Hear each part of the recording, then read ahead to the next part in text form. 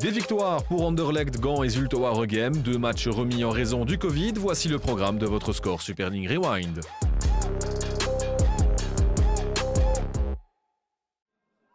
Anderlecht sortait d'une victoire dans le derby face à Woluwe, mais l'équipe alostoise de Jürgen Verneyen est bien organisée d'entrée de jeu. À distance, Deleuze trouve la barre transversale. Alost se retrouve vite sous pression dans sa moitié de terrain. Stefania Vatafou fait étalage de son talent en se baladant dans la défense, mais son tir est repoussé par Strobant.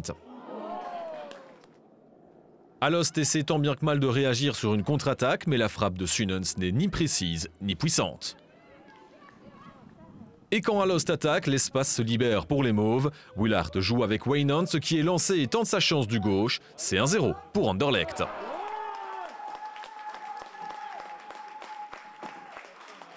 Les rôles vont immédiatement s'inverser entre les deux joueuses. C'est cette fois Wijnands qui centre et trouve Willard. C'est déjà 2-0. Alost aura tenu une demi-heure. La deuxième mi-temps commence comme la première avec un nouveau tir de Vatafou qui est capté par Strobant. Mais le 3-0 est dans l'air et va finir par tomber sur un magnifique lob de Sarah Wijnands, un doublé qui a de quoi lui donner le sourire. Alost réagit immédiatement et le centre de Degenarz arrive vers Houillard qui fait 3-1, un but plein de sang-froid pour réduire l'écart. Anderlecht garde néanmoins le contrôle et trouve même le poteau. Sur un corner, les Mauves trouvent encore le montant avec la tête de Tison qui est repoussée par la barre. À 5 minutes du terme, Willard prend la défense de vitesse, dribble Strobant et inscrit le 4-1. Une solide victoire pour les Mauves qui ont pu compter sur le retour de la Red Flame Jarne Teulings. Ik ken de ploeg, maar het is toch altijd even wennen, even terug elkaar vinden. Omdat toch anders is dan het laatste half jaar. Maar ik denk dat dat wel snel in orde komt. Nieuwe coaches en nieuwe richtlijnen is een nieuwe manier van spelen terug. Dus daar moet je weer even aan wennen. En dat werd goed opgenomen, dat werd goed opgevangen. Speelsters gingen hier goed mee om. La Gantoise n'a plus son destin en main dans la course au play-off 1 et les Buffalo avaient besoin des 3 points. Elle débute la rencontre avec de l'enthousiasme, mais la première occasion signée Lakisha Aiken est détournée par Scamp. De son côté, le club Wayele peine à réagir et à se créer des occasions. Peu avant la demi-heure, Gun se tente sa chance, mais en vain. La mi-temps approche et Gand se crée une nouvelle occasion. Cependant, le tir de Boutiebi est repoussé par la barre transversale. La tension est déjà à son comble dans cette bataille des Flandres. La capitaine Van Weisberg est intervenue dans le rectangle et ça a chauffé par après avec Bodo Weyns. Lindsay Van Bell s'en est elle aussi mêlée, mais finalement pas de pénalty. Les 2 premières citées ont reçu un carton jaune. La physionomie du match ne change pas après la pause. À la 66e minute, Van Britsom ouvre le score sur un coup franc. C'est 0-1 pour les Buffalo. Et comme le prouve le ralenti, personne n'a dévié ce ballon. Le but est bel et bien signé Van Britsom.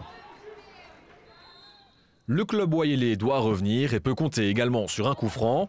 Le ballon traîne et Geritz tente d'en profiter, mais la gardienne Evrard est attentive. C'était la meilleure occasion des Brugeoises. À 0-1, le match est loin d'être terminé et Gand continue donc de pousser. Montée au jeu, Susanna fait le break. À moins de 5 minutes du terme, le match est cette fois joué. D'autant plus qu'une minute plus tard à peine, le score va s'alourdir et c'est cette fois Van Beel qui place ce ballon au fond.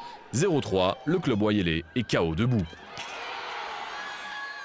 Pour les Blauw-en-Zwart, c'est une première défaite à domicile cette saison.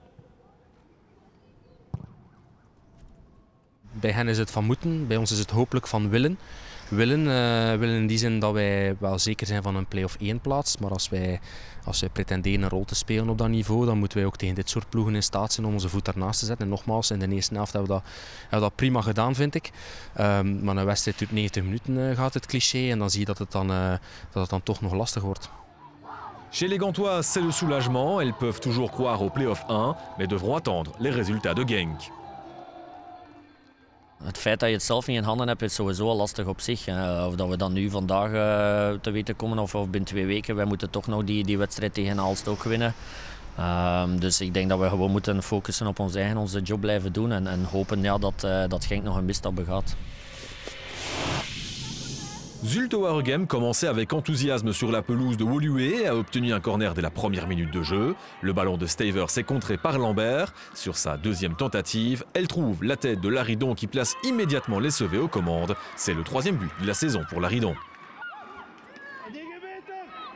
Mais ce sera la seule occasion de cette première mi-temps. Après un ballon remis en jeu par l'arbitre, Bougar s'est retrouvé seul mais a buté sur Seinav qui a bien réagi. Après la mi-temps, c'est Zulte Waregem qui apporte le danger. Stavers joue en profondeur avec les fers. Son tir est repoussé par Lambert et Vervac ne parvient pas à reprendre correctement. Au fur et à mesure que la deuxième mi-temps avance, Woluwe a de plus en plus la possession et ça paye. Geisbrechts joue avec Mikils et Solé qui permet à Woluwe de revenir à un but partout. Donc voilà, on fait le 1-1 méritoirement, on est bien dans le match en deuxième mi-temps. Et après 37 secondes, 50 secondes, c'est 1-2. Donc voilà, et c'est encore une erreur, mais ça fait partie du football. Car oui, moins d'une minute après le 1 but partout, Capio trouve Leffer qui se défait totalement de sa défenseuse. Un très beau but pour la joueuse montée en cours de match. Après un dégagement raté de Seinav, Bougar a l'occasion de faire 2-2, mais elle n'a pas su cadrer son tir. Juste avant le coup de sifflet final, le ballon de De Cocker est trop court pour trouver Lambert, mais Lefer traîne dans les parages et ponctue sa belle prestation d'un but plein de réussite. 1-3, score final. We hebben niet veel kansen weggegeven. Ik denk dat het vooral veel middenveldspel was vandaag ook. Als je ziet over heel de wedstrijd hebben we wel toch een paar open keuren. Dan we in de laatste 20 meter dat kon een beter uitspelen ook. Maar als je 1-3 wint, ja, dan is dat een wedstrijd op karakter winnen. En ja, dat kan niet altijd met mooi voetbal zijn. En ik win liever met slecht voetbal dan dat ik verlies met goed voetbal. Le club Oyele a perdu la bataille des Flandres face à Gand. Zulte Waregem n'a pas eu de difficultés face au White Star et Anderlecht reste dans la course. Et des maux de tête désormais pour le manager du calendrier avec 2 matchs remis. Joué en semaine, le match en retard entre OHL et Zulte Waregem a été un festival de buts. Après quelques occasions manquées pour OHL, Sarikes a débloqué la situation et placé les Louvanistes aux commandes. Des Louvanistes qui vont rapidement doubler la mise. Lola Weinblum est plus rapide que Cheryl Merkiers et fait 2-0.